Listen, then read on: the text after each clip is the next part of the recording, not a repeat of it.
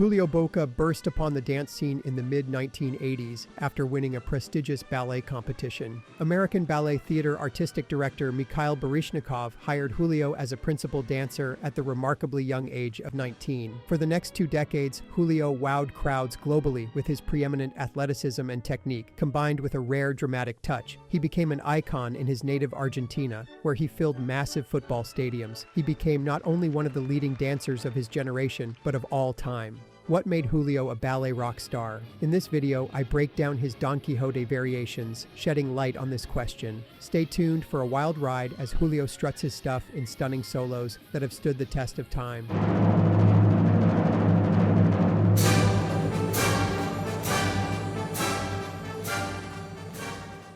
A brief bio before getting to his variations. Julio Bocca was born in Buenos Aires, Argentina in 1967. Encouraged by his mother Nancy, a dance teacher, he started ballet lessons at age 4. At age 7, he entered the National School of Dance and progressed to Teatro Colón's Advanced Arts Institute a year later in his native Buenos Aires. He joined the Chamber Ballet Company at the Colón Theater in 1981 at age 14. He was a soloist in his early teens with ballet troupes in Caracas and later in Rio de Janeiro. He briefly toured the Soviet Union with the Russian Ballet Company in Novosibirsk.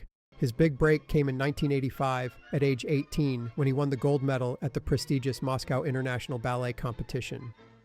American Ballet Theater artistic director Mikhail Baryshnikov knew talent when he saw it and, after viewing a video of the young dancer in Moscow, wanted him to audition with the company. "Misha wanted to see me right away," Julio said, "but I was about to have my first knee surgery and I didn't want him to know, so I asked if I could postpone the trip a month. I told him I had too many performances. I was afraid he wouldn't have hired me if he'd known. I had to try to get back in shape."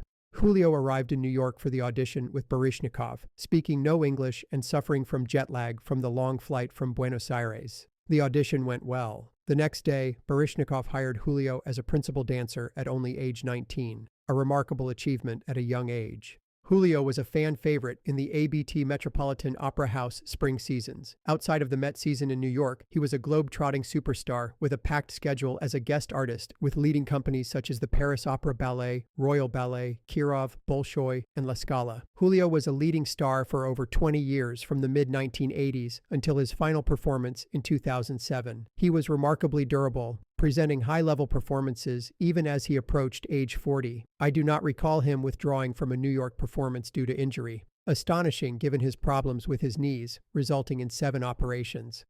I saw Julio dance many times since I moved to the East Coast in the late 1980s. Watching him was a special event. I always went out of my way to see his performances to experience his remarkable artistry. His athleticism was unparalleled with powerful leaps, precise technique, all with extraordinary control. However, he wasn't just a technical whiz kid, as he used his athleticism to advance artistic expressiveness. He displayed complex emotions, resulting in believable stories through his dance, as he portrayed a range of characters in classical and contemporary works.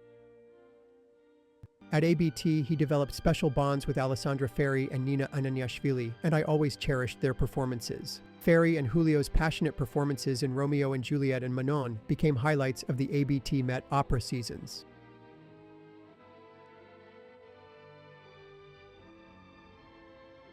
His performances with Ananiashvili in Swan Lake were raw electricity.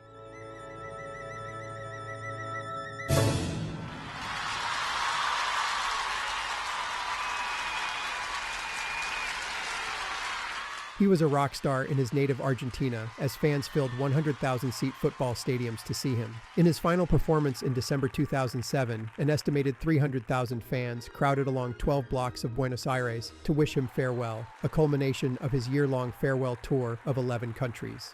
Like Roberto Ballet in Italy, Julio is well known in Argentina, even among those that don't follow dance. After retiring, Julio continued to influence the ballet world through his leadership roles, including his work with Ballet Argentino, which he founded, and as the artistic director of Ballet National Sodre in Uruguay.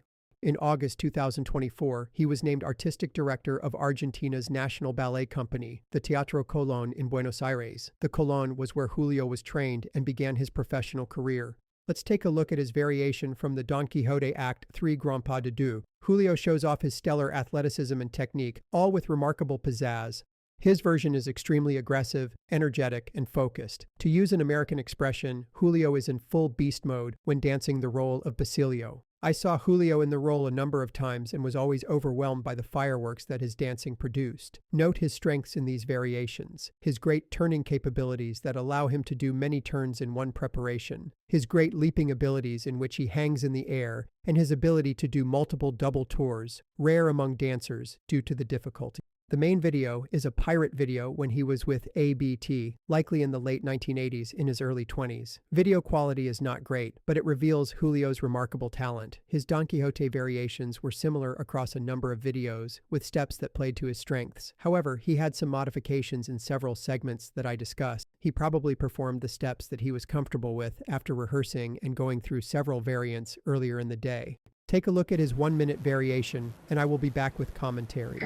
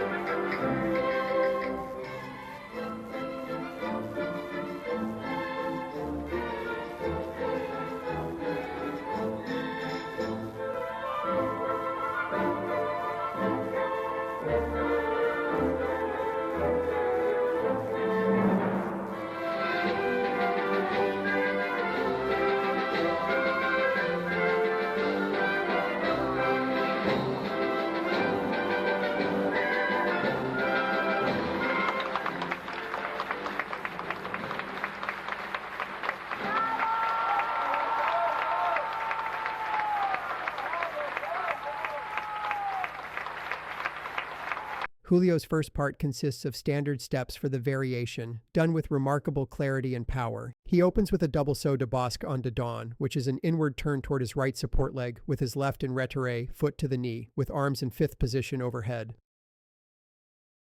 Moving back to stage left, he does a big double cabriole derrière, which is a beating step to the back. He has a small opening of his legs on the 2 beats, as he concentrates on extending his left leg high upon landing. He repeats the double saut de basque to stage right, with flamenco, bullfighter poses throughout with great flair. In another video, Julio does a set of standard steps in a funky sequence that I have never seen before. He does a coupé into a low grand jeté with a great split. Upon landing on his right foot, he pops back up into a standard saut de basque, away from his left support leg. He lands on his left foot and with one step goes into a saut de basque on de Don. Very unique sequence that requires substantial energy into the series. Next is his first turn section, a superb triple pirouette in 2nd position, leg to the side, with right arm overhead and left on his hip in a stylized position. He then does 3 turns in attitude derrière, leg bent behind him. This is an extremely difficult turn series, requiring precise body placement and enough force to complete all of the turns. Given the substantial force into the preparation, many dancers struggle to harness the power. He is so well placed with his body over his support leg, it looks like he could have continued the turns in attitude, a magnificent turn series that few in the world could pull off. He does a coupé jeté in attitude, which is a leap from one foot to another with leg bent behind him. He does 4 gorgeous pirouettes away from his support leg, then 3 turns in low arabesque with support leg slightly bent. Again, gorgeous smooth turns as he demonstrates his top-tier turning capabilities. For the final segment of the Don Quixote variation, most dancers opt for a diagonal consisting of double tours to turns in arabesque, lunge, or a direct arabesque. Although difficult, this selection is fairly safe. For experienced dancers, the risk of a fall or other major problem is low. The segment is also not extremely demanding from a stamina perspective. Julio's ending was a much more difficult pirouette tour series facing the front. This showed off his great athleticism and stamina, setting his solo apart from other dancers. This segment requires great stamina. The role of Basilio is taxing, as he is on stage for most of the ballet in a number of fatigue-producing solos. His tour fouettée is at the end of the variation after a number of difficult leaps and turns, a remarkable demonstration of endurance and athleticism. Let's take a closer look at Julio's individual components. He starts out with a double tour in retiré, foot to the knee. He then does a fouettée turn, which is a whipping movement into a pirouette, more commonly done by female dancers. He does the series 3 times. As if it wasn't difficult enough, Julio then strings together 3 consecutive double tours, which is extremely challenging to control, particularly at the end of a taxing solo. He does something subtle at the end of his 3rd tour by doing the tour in retiré in preparation for his fouetté turn. Note his rigid but relaxed arm carriage in which he holds his arms tight directly in front of his chest. He does 2 more series of tours and fouettes, ending with a robust 2 consecutive double tours to the knee, a rousing finish to a superb variation. Julio seemed to always do some type of tour, pirouette series at the end of his Don Quixote variation. However, he changed the types of pirouettes in the series and sometimes the ending. He probably did what he was comfortable in performance after rehearsing, going through several variants earlier in the day. In this video from 1988, when he was 21 years of age in front of a large audience in Buenos Aires, he does double tours to double turns in arabesque, going up to retiré before the next tour. This is extremely difficult, probably tougher than the fouetté tour combination we saw previously. In this series, he stops the tour, pirouette series, and does rapid chaîné turns to a finish. The chaîné turns are definitely a safer alternative, particularly when fatigued. He also did chaîné turns in another video. Next is his explosive coda, filled with exciting leaps. Take a look and I will be back.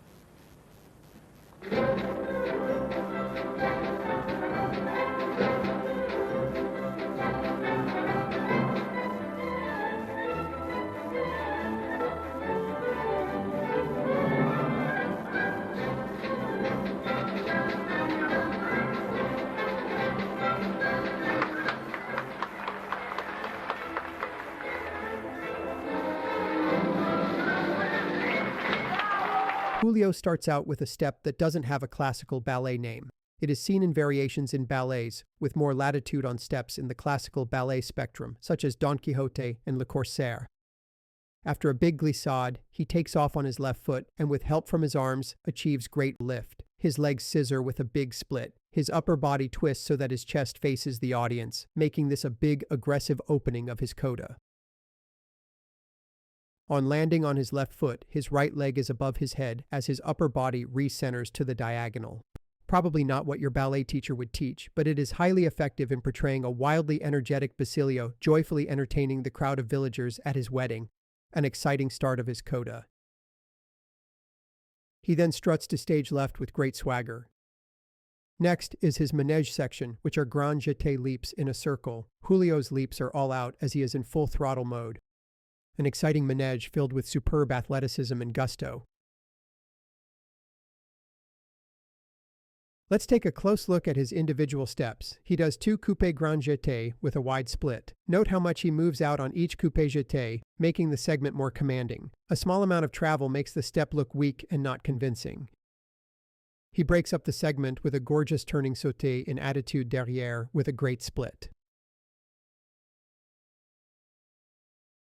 After a few more jetés, Julio does a funky step. I'm not sure if it has a name. He employed this step often on his manège series. It's a trademark Julio step. Let's take a close look.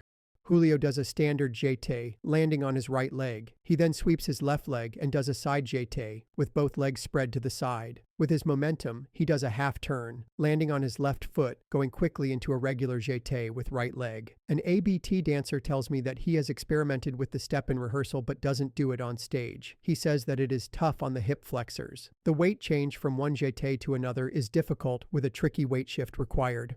I've seen this done by other dancers, but it is fairly rare with nothing up to Julio's standard. In my research on the step, there's a good chance Julio originated it. His first use that I could find on video was in 1985 at the Moscow competition. In other videos, Julio took out the leap in attitude in favor of more side jetés, breaking up his coupé jetés, as shown here. This is a noteworthy innovation that distinguishes his manège series from other dancers. Let me know in the comment section if you have seen it or done it, and your thoughts. Julio then does a few more jetés with one more turning leap in attitude, finishing with a scissor jeté en tournant.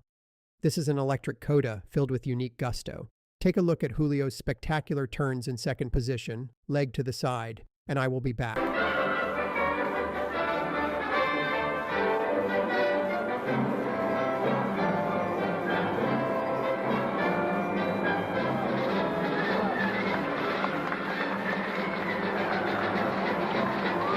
Julio breaks up his turns in second position with turns in retiré position, foot to the knee, sliding down his support leg. This allows him to generate more turns. Here he does 4 or 5. Note his rigid arm position with arms in front of his chest and greatly turned out right leg.